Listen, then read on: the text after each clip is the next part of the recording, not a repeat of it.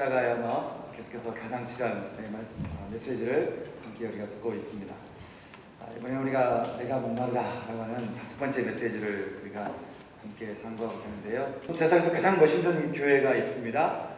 이것은 너무나 멋있는 교회인 거예요. 너무나 기가 막힌 교회인 것입니다. 은혜가 있을 수밖에 없고 사랑이 있을 수밖에 없고 소망이 있을 수밖에 없는 것이에요. 여러분 어떤 교회일 것 같습니까? 저는 우리 공동체가 진짜 우리 교회가 이런 교회가 됐으면 좋겠다는 마음이 있는 것이에요.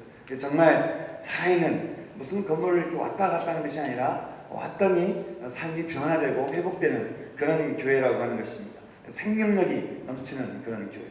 세상에서 가장 멋있는 그리고 진짜 교회가 세워져 있는 곳이 있습니다. 바로 십자가가 살아있는 교회입니다. 십자가의 주님께서 함께 하시는 주님의 용서와 주님의 겸손과 주님의 사랑과 주님의 용납하심과 나의 모든 연약함과 나의 모든 죄악들에 대해서 완전히 모든 것을 깨끗하게 씻겨주시고 나를 완전히 새롭게 해주시는 그 십자가가 살아있는 교회. 이 교회야말로 진짜 교회라고 하는 것이죠. 사랑하는 청 여러분, 그리고 성도 여러분, 저는 정말 우리 교회가 십자가 되기를 원하는 그런 마음이 있는데요.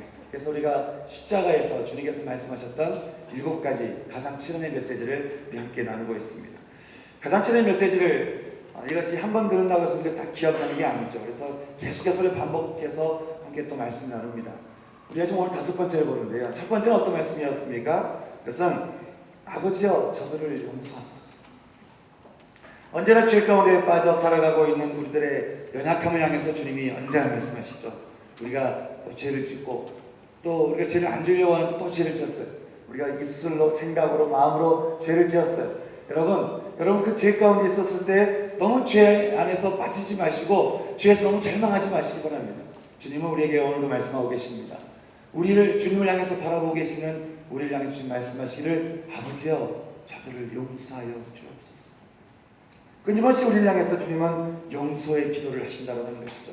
여러분 십자가의 첫 번째 메시지가 바로 용서 메시지입니다. 그래서 여러분 자꾸 십자가를 묵상하시고 자꾸 예수님을 경험하시면 자꾸 내가 용서를 받아요. 여러분 자꾸 용서받은 사람이 남 용서해 줄 수 있어요. 자꾸 용서받은 사람이 사랑을 알 수 있고 남을 사랑해 줄 수 있어요. 그래서 십자가를 아는 사람이 진짜 용서가 뭔지 사랑이 뭔지를 아는 사람이라고 하는 것이죠. 저는 여러분 마음 가운데 정말 십자가의 용서와 사랑이 여러분 가운데 충만해지길 소망합니다. 아멘. 그래서 서로 그런 용서를 우리가 더 나눠줄 수 있는 그 넉넉함이 어디서 나옵니까? 십자가에서 나온다고 하는 것이에요. 두 번째는 어떤 말씀이셨습니까? 회개하는 강도에게 말씀하시기를 오늘 얘가 나와 함께 낙원에 있으리라. 저는 이 말씀이요 참 묵상할 때만 너무 마음이 뭉클해요. 왜냐하면 회개할 때마다 주님께서 너 왜 그랬냐, 왜 그렇게 말했냐, 내가 너한테 몇 번 말했냐. 저는 그래요. 저는 누군가 와서 똑같은 얘기를 가지고 계속 얘기하면 너 언제까지 그 얘기할래? 저는 그래요. 근데 우리 주님은 안 그러세요. 우리 주님은 어떤 이야기를 하든 어떻게 오든 간에 주님 말씀하시기를 전혀 묻지 않으시고 아무것도 묻지도 않으시고 따지지 않으시고 주님은 동일하게 말씀하시기를 오늘 걔가 나와 함께 낙원에 있습니다.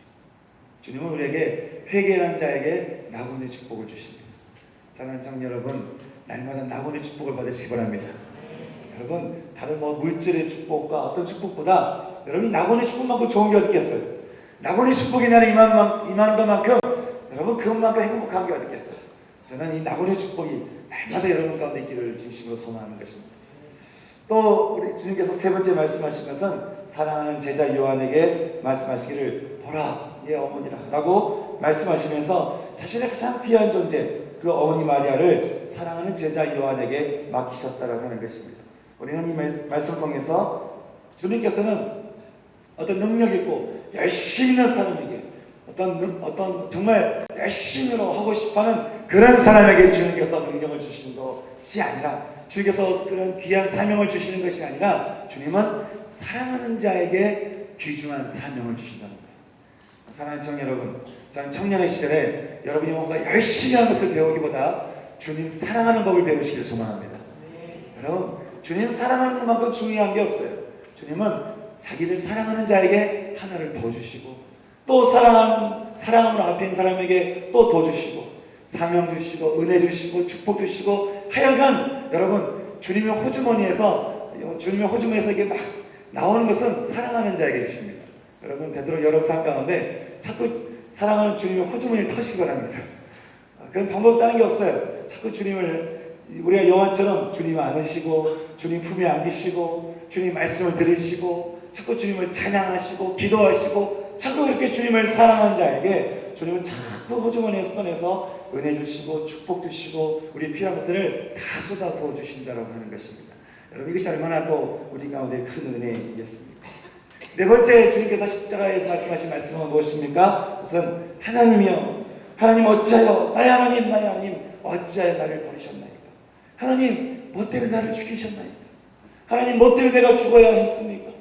하나님 내가 뭐 때문에 죽음을 당해야 했습니까? 여러분 주님께서 이 말씀을 하시는 것은 무엇이었습니까?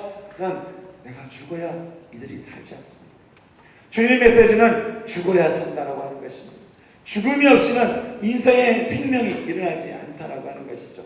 여러분 삶 가운데 생명을 경험하기 원하십니까? 여러분 삶 가운데 내가 생명의 것을 경험하기 원하시다면 여러분 늘 기억하세요.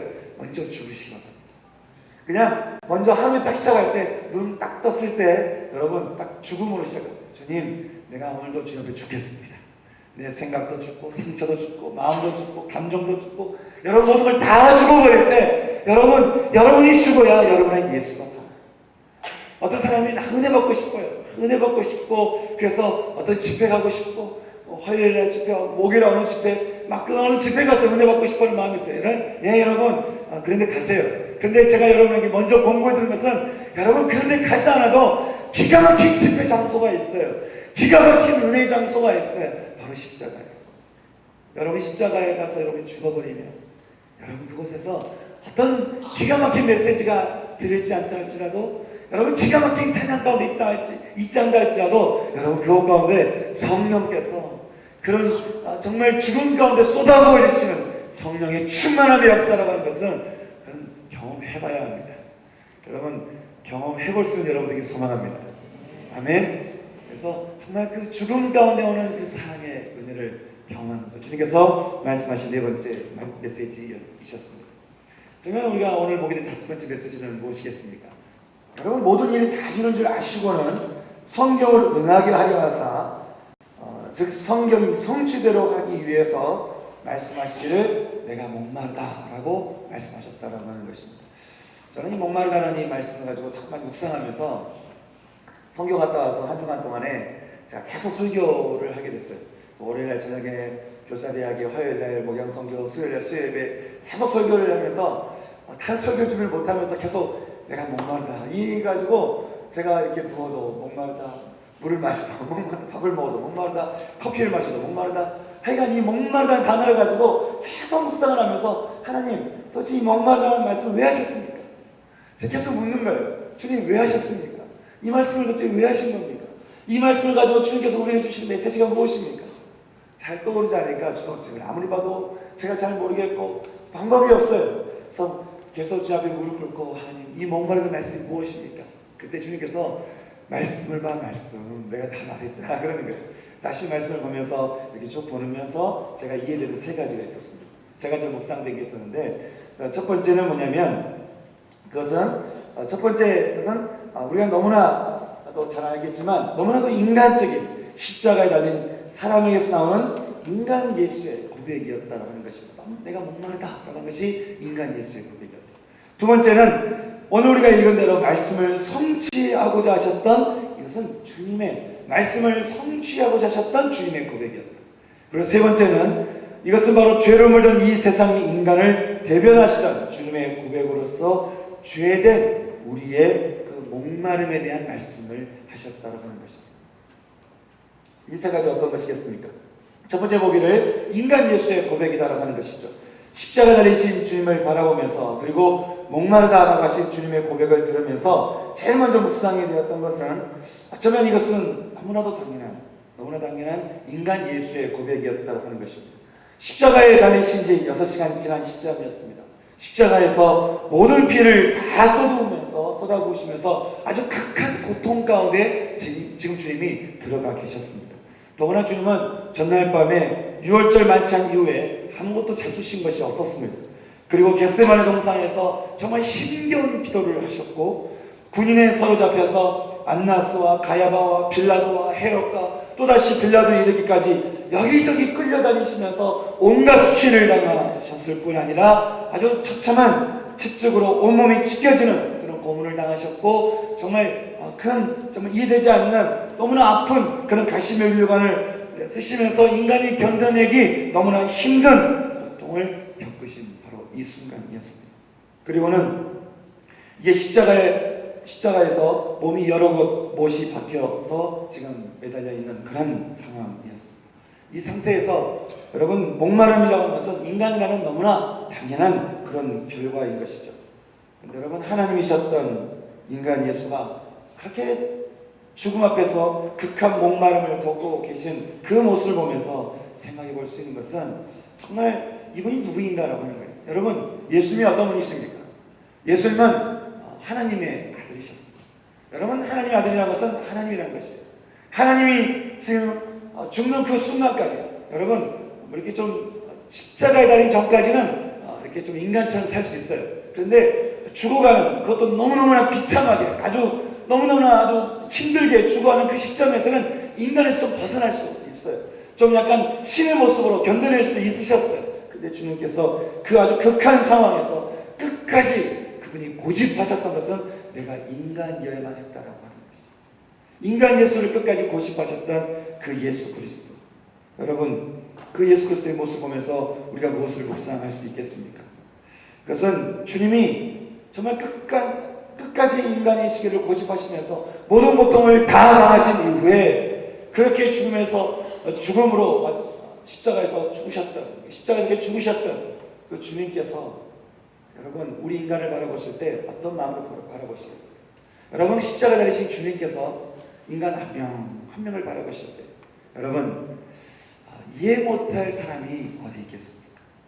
모든 고통을 다 당하셨어요. 모든 아픔을 다 당하셨습니다.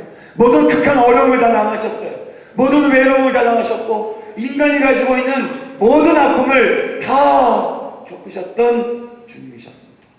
그 십자가의 주님께서 우리 사람 한 명을 바라보실 때, 한 사람 한 사람의 그 아픔과 고통과 슬픔과 그 외로움을 주님께서 이해 못할 것이 어디 있겠냐라고 하는 것입니다. 여러분, 주님께서 여러분을 바라보실 때 어떤 마음으로 바라보시겠습니까? 여러분이 주님께 나가서, 주님, 저 모르시죠? 제가 얼마나 괴로운지 모르시죠? 제가 얼마나 힘든지 모르시죠? 제가 지금 얼마나 아픈지 모르시죠? 라고 말할 때 주님께서 여러분의 그 마음 이해 못 하시겠습니까? 주님께서 그 여러분의 마음을 주님께서 공감 못 하시겠습니까? 주님은 너무나 이해하신다는 것이에요. 바로 그것을 위해서 주님께서 끝까지 인간이시기를 고집하시면서 그렇게 십자가에서 죽으셨다라고 하는 것입니다.